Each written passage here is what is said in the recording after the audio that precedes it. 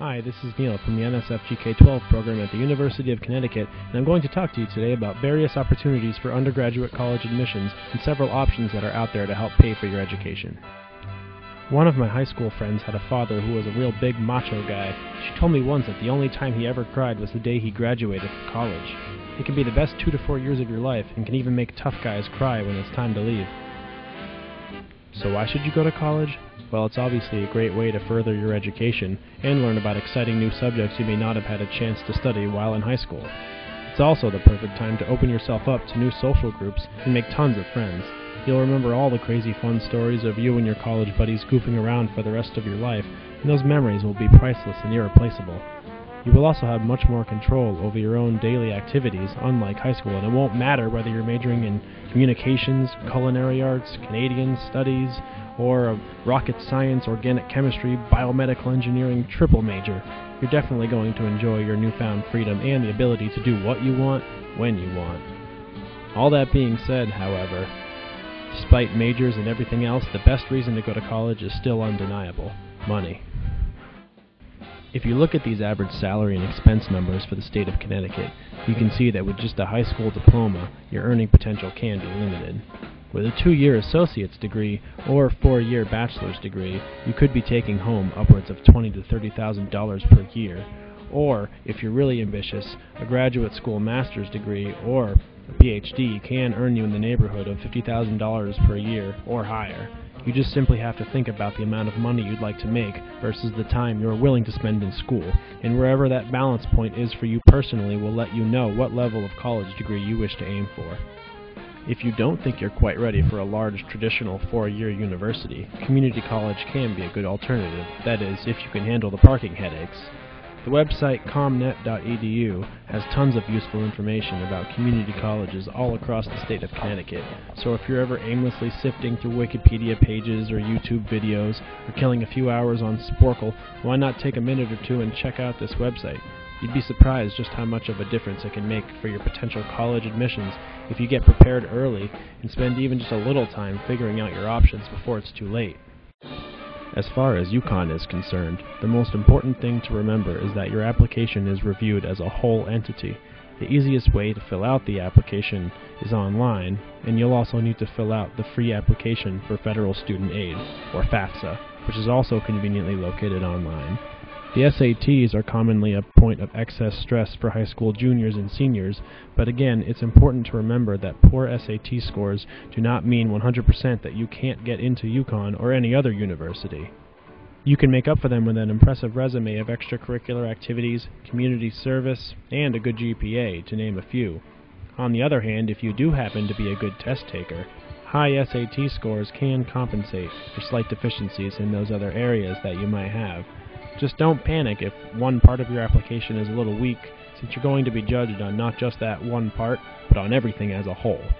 Now, if you are accepted to UConn, in-state yearly costs total just under $20,000, which can be tough on many families. So this brings up the question, how do I pay for this? Just remember that you won't necessarily have to write a huge check for all college-related expenses every year. There are plenty of ways to get funding, namely scholarships, and over $3 billion per year is given away to kids all over the country so they can get the education that they deserve. Where can you find some of these scholarships? If you open a web browser and go to collegeboard.com, click on the link labeled For Students on the left here, then click on Scholarship Search over here on the right. You'll see a neat application that College Board has set up to help high school students everywhere find scholarships to help pay for college. Simply click the Start button and follow the instructions as you go. You'll soon be connected to hundreds of scholarship applications available for you to apply for, and you can be on your way to raising some much-needed cash. Another useful website is fastweb.com. Unlike collegeboard.com, which has lots of other good college-related information in addition to scholarship searches, FastWeb is a website devoted entirely to one thing and one thing only: scholarship searching. It's completely free to use. You simply enter some basic information about yourself, and FastWeb will throw a ton of different local and national scholarships at you to apply for, many of which only require a quick, easy application to fill out and a short, often one-page-long essay to write about your experiences or why you think you deserve that scholarship. The good thing about writing essays is that quite often you can simply write one and use it multiple times for different scholarships. All you may have to do is make small edits along the way to fix the new scholarship name or various formats they request, but you should be able to apply for lots of scholarships without an enormous amount of effort on yours or your parents' parts.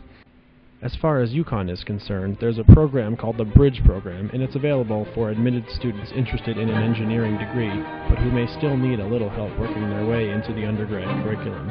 It's a 5-week, fully funded summer program at the UConn Stores campus, and even offers the possibility for additional scholarship money, which can be renewable each year. During the Bridge Program, students will take math and science courses and become acclimated to the workload of an engineering major, and also familiarize themselves with campus life and the experience of being an undergraduate college student. Students also visit local companies to see the types of exciting jobs that await those who complete bachelor's degrees in engineering majors. Another great new program at UConn is the First in the Family program, which is available for admitted engineering students who are the first in their immediate family to attend college. If you qualify for this award, there is no need to fill out an additional application. If you are a graduating technical high school student, even better. Your application is automatically screened by UConn Admissions to check for eligibility, and if you're qualified to receive a First in the Family grant, you can get free academic tutoring, mentoring, advising, and even $6,500 a year in scholarship funds. You'll also be given the opportunity to revisit your old high school to spread the good word about your college experiences and encourage others to apply to college as well. One program that is extremely popular among technical high school students is the Engineering Pathway program. More information can be found at the website listed here. Through this program, you need to be admitted to a community college in the state of Connecticut and spend 2 years with a minimum 3.0 grade point average to get your associate's degree in engineering science. You can then transfer to any of these Connecticut universities. In the case of UConn, admission is automatic if you meet the previously mentioned GPA and major criteria. You then spend another 2 to 3 years studying engineering and finish with a bachelor's degree. In other words, you will be in school for about the same amount of time as you would had you gone to the 4-year university to begin with, and you will still end up with a Bachelor of Science degree in an engineering field of your choice. One important note for technical high school students: if you attend a community college and mention that you wish to study engineering, oftentimes you will be automatically placed into engineering technology major. This is the wrong major. You must make absolutely sure you enroll in engineering science, not engineering technology, as you will not be eligible to transfer to the Engineering Pathway program if you select the wrong major in community college. For more information on other UConn programs, you can go to the Center for Academic Programs website, cap.uconn.edu. Additional programs include the Explore Engineering, or E2 program, which is a 1-week summer program for sophomores and juniors, and the Pre-Engineering program for middle school students, which takes place on weekends. SSS, or Student Support Services, is preferred for minority students and is intended to assist low-income and first-generation students with enrollment, retention, and graduation. There are summer programs available for this as well. So what else can you do?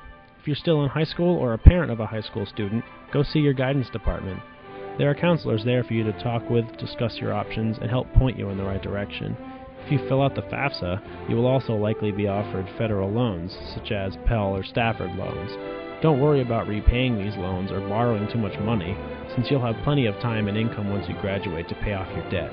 All academic loans will also be deferred automatically while you're still in school, and you'll get a grace period after you graduate to give you time while you search for your job. Most importantly, everyone has their own personality, so you have to find the right college and program that suits you best.